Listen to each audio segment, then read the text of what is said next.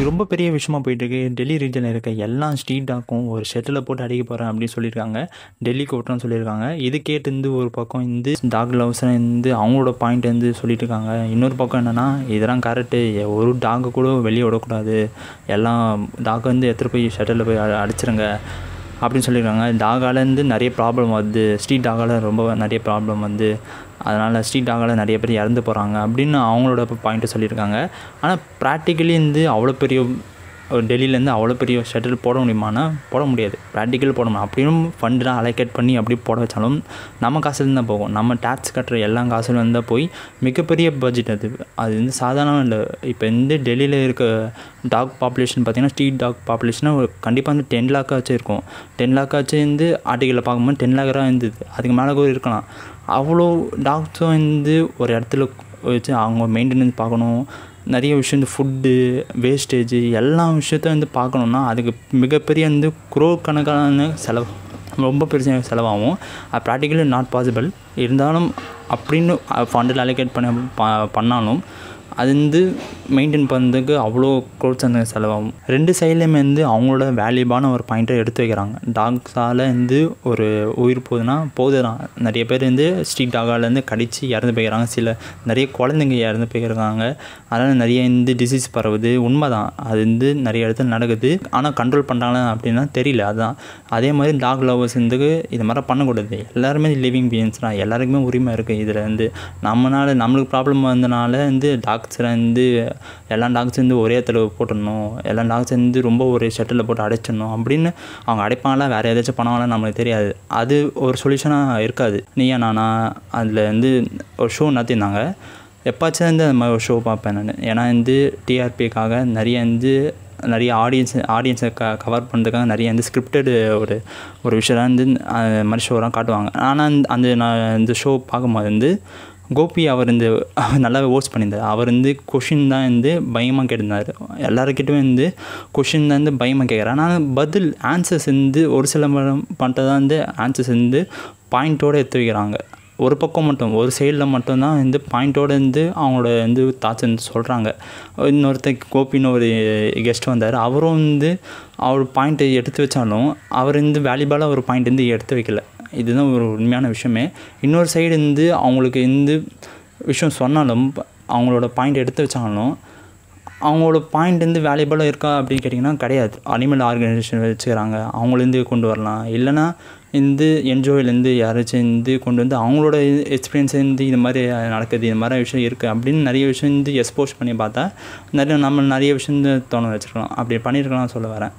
Anyway இந்த எபிசோட்லேருந்து ஓவராலாக ஒரு இதுக்காக ஒரு சொல்யூஷன் கொடுப்பாங்க அப்படின்னா எடுத்துகிட்டு போகணுமே. இப்போ இந்த மாதிரி இந்த ஸ்ட்ரீட் டாகால் ப்ராப்ளம் இதுக்கு சொல்யூஷன் என்ன தான் அப்படின்னு கடைசி வரைக்கும் அந்த சொல்யூஷன் சொன்னாங்களா அப்படின்னு கேட்டிங்கன்னா சொன்னாங்க தான். ஆனால் அது எந்தளவுக்கு சொன்னாங்க, எந்தளவுக்கு ப்ரெசன்டேஷன் பண்ணாங்க அப்படி தான் நம்மளுக்கு தெரியல.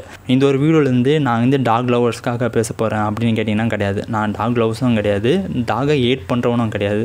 நான் ஸ்ட்ரீட்டில் சும்மாவே நடந்து போயிருந்தாலும் ஸ்ட்ரீட் டாகை பார்த்து ஒரு 10 அடி தள்ளி தான் நடந்து போய்ட்டுருப்பேன். அந்தளவுக்கு எனக்கு ஸ்ட்ரீட் டாக் பார்த்தா ஒரு பயம் இருக்கும். அதே அளவுக்கு நான் அவ்வளோவா டாகை ரொம்ப லவ் பண்ணி அது அவ்வளோவா பண்ண மாட்டேன். எனக்கு டாக் மேலே டாக் பிடிக்கும்.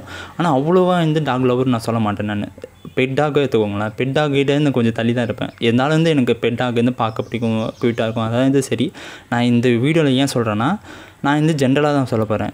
நான் டாகை ஹேட் பண்ண போகிறேன், ஏற்றுறேன் அப்படின்னு நான் எந்த விஷயமும் சொல்ல. நான் டாக் லவரும் கிடையாது. அதனால நான் ஜென்ரலாக தான் என்னோடய தாட்ஸ் நான் சொல்கிறேன். நான் இப்போ இது மாதிரி கவர்மெண்ட் போட்டாலும் அது ஒரு சொல்யூஷனாக அப்படின்னு கேட்டிங்கன்னா கண்டிப்பாக கிடையாது. அது ஒரு சொல்யூஷனாக ஆகவே முடியாது.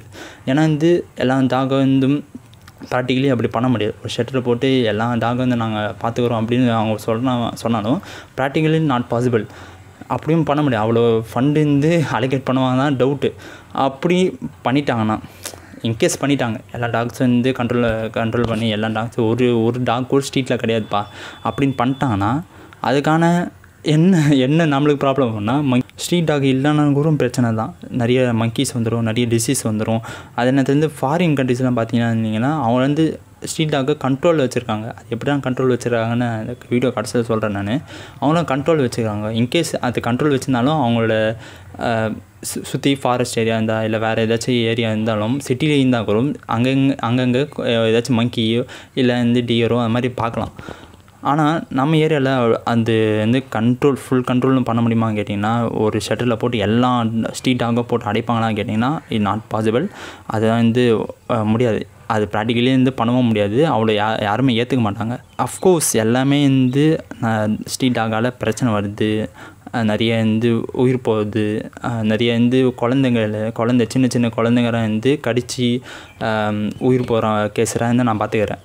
நியூஸில் பார்க்கும்போது வந்து அது மாதிரி நிறைய விஷயம் நடந்திருக்கு. அஃப்கோர்ஸ் வந்து அது வந்து ரொம்ப வந்து ஒரு வருத்தமான ஒரு விஷயந்தான். அது ரொம்ப வருத்தமான விஷயந்தான். அதுக்குன்னு எல்லா டாக்ஸும் வந்து ஒரு ஷட்டரில் போட்டு அடிக்க முடியுமா, அதுதான் சொல்யூஷன் அப்படின்னு கவர்மெண்ட் சொன்னால் அது வந்து கண்டிப்பாக வந்து ஒரு சொல்யூஷனாக இருக்காது. இப்போ வந்து என்ன சொல்யூஷன் எல்லாம் கேட்டிங்கன்னா, கவர்மெண்ட்டாக வந்து இதுக்கான ஆக்ஷன் எடுத்து அதுக்கான தனியான ஒரு மெயின்டெனன்ஸ் வந்து வைக்கணும். அதுக்கான தனியாக வந்து பிளான் போட்டு வந்து எல்லா டாக்ஸும் வந்து நம்மளால் என்ஜிஓ கிட்ட கொடுக்க முடியாது. அவங்க எல்லா ஸ்ட்ரீட் டாக்கும் நம்ம போய் வந்து கொடுத்தாலும் அவங்க எல்லா ஸ்ட்ரீட் டாக்கும் நம்மளால் பார்த்துக்க முடியாது அவங்களால. ஆனால் மோஸ்ட்லி வந்து எல்லா ஸ்ட்ரீட் டாக்கும் வந்து கேங்காக தான் சுற்றிட்டு இருக்கும். அவங்களோட கேங்காக தான் சுற்றிருக்கும். யாராச்சும் புதுசாக வந்தால் இல்லை டிஃப்ரெண்ட்டாக வந்து கண்ணில் பட்டா, டிஃப்ரெண்ட்டான பைக்ஸில் போனால் பைக் சவுண்டு, அதாவது சைலன்ஸ் சவுண்டு, ஒரு பைக்குக்கும் ஒரு சைலன்ஸ் சவுண்ட்ஸாக இருக்கும். இப்போ வந்து நம்மளுக்கே வந்து வியர்டாக ஏதாச்சும் பைக் சைலன்ஸ் வந்து ரோட்டில் போனாலும் நம்மளே பார்க்குறோம். அப்போ நாய்க்கு அது என்ன மாதிரி ஒரு தாட் க்ரியேட் பண்ணோம், அதுக்கு எவ்வளோ வியர்டாக இருக்கும், அதுக்கு எவ்வளோ வியர்டாக அதோட காதில் கேட்டிருக்கும். இது என்ன தான் சொல்யூஷனாக இருக்கும்? டாக் லவ்ஸும் சரி இல்லை டாக் ஏற்று சொல்ல மாட்டேன். அவங்க வந்து ஜஸ்ட் காமன் பீப்புள். அவங்களுக்கு ஏதாச்சும் ஸ்ட்ரீட் டாகால் பிரச்சனை வந்துருக்கலாம், இல்லை வேறு ஏதாச்சும் வந்து அவங்க ஸ்ட்ரீட் டாகால் வந்து பாதிப்பு வச்சுருக்கலாம். அவங்களுக்கு தான் வந்து ஒரு அடியாக ஸ்ட்ரீட் டாகே இருக்கக்கூடாது அப்படின்னு நம்மளால் சொல்ல முடியாது. இல்லை நம்ம வந்து ஃபுல்லாகவே வந்து ஃப்ரீயாக விட்டுருணும், டாக்டரை வந்து எதுவுமே பண்ணக்கூடாது அப்படியும் வந்து முடிவு எடுத்துட முடியாது. ஏன்னா வந்து ரெண்டு சைடில் வந்து பேலன்ஸ் பண்ணி ஆகணும்னா ஒரே ஒரு சொல்யூஷன் தான் இருக்குது. டாகோட பாப்புலேஷன், ஸ்ட்ரீட் டாகோட பாப்புலேஷன் வந்து கண்ட்ரோல் பண்ணி தான் ஆகணும். இது வந்து நிறைய இடத்துல பண்ணிட்டுருக்காங்க, நான் பண்ணல பண்ணிட்டுருக்காங்க. இன்னும் கவர்மெண்ட் இன்னும் ஆக்ஷன் எடுத்து எல்லா ஏரியாலும் எல்லா ஸ்ட்ரீட்டில் ஏரியாலும் வந்து அதுக்கான ஒரு ஏபிசிலாம் பண்ணி எல்லாம் ஸ்ட்ரீட் டாகோட பாப்புலேஷன்லாம் வந்து கண்ட்ரோல் பண்ணால் இது வந்து கண்டிப்பாக வந்து கம்மியாகும். ஏன்னா வருஷம் வந்து போயிட்டுருக்கோம். ஏன்னா இந்த வருஷம் வந்து அதுக்கான பாதிப்பு இப்போ வந்து ஒரு 2000 பேர் வந்து இந்த வருஷத்தில் இறந்துக்கிறாங்கன்னா அடுத்த வருஷம் வந்து அது 4000 கூட வந்து ஆகலாம். அதனால் வந்து வருஷம் கண்ட்ரோல் பண்ணுறதுக்கு வந்து இப்போயே வந்து கவர்மெண்ட் ஆக்ஷன் எடுத்துனாலும் அதுக்காக வந்து வேக்சின் போடணும், நம்ம அவேர்னஸ் எடுக்கணும். கண்டிப்பாக வந்து நம்மளுக்கு அந்த ஒரு அவேர்னஸ் வந்து நம்மளுக்கு டாக் பற்றி ஒரு எஜுகேஷனாக இருக்கணும், ஸ்ட்ரீட் டாக் பற்றி ஒரு எஜுகேஷனாக இருக்கணும். நம்மளும் கொஞ்சம் அவேர்னாக இருக்கணும். இந்த வீடியோவில் இதான் நான் ஷார்ட்டாக சொல்லியிருப்பேன் நினைக்கிறேன் சொல்யூஷன். முக்கியமாக வந்து ஸ்ட்ரீட் டாகோட பாப்புலேஷன் கம்மி பண்ணலாம். அது எல்லாருக்குமே தெரிஞ்ச விஷயம் தான். அது கவர்மெண்ட் எந்த அளவுக்கு மெயின்டெனன்ஸ் பண்ணி எடுத்து பண்ணுறாங்களோ அவங்க பண்ணுவாங்க. ஓகே, இந்த வீடியோவில் தான் சொல்ல நினச்சேன். இது வந்து கொஞ்சம் நம்ம சேனல்லேருந்து கொஞ்சம் வெளியே வந்த ஒரு டாப்பிக்கு, வெளியே எடுத்த ஒரு டாப்பிக்கு. அதனால் வந்து நாட் ஸ்கிரிப்ட் தான் இது. இந்த வீடியோ வந்து எந்த ஒரு ஸ்கிரிப்டும் நான் எழுதலை, என்னோடய தாட்ஸ் வந்து அப்படியே நான் சொன்னேன். அதனால் வந்து ஏதாச்சும் நான் வளர்ந்தேன்னா, ஏதாச்சும் தப்பாக சொல்லியிருந்தேன்னா அதை கமெண்ட்ஸில் மென்ஷன் பண்ணுங்கள். நீங்கள் வந்து உங்களோட தாட்ஸ் வந்து நீங்கள் கமெண்ட்ஸில் மென்ஷன் பண்ணுங்கள். See you on the video. Thank you for watching. Bye.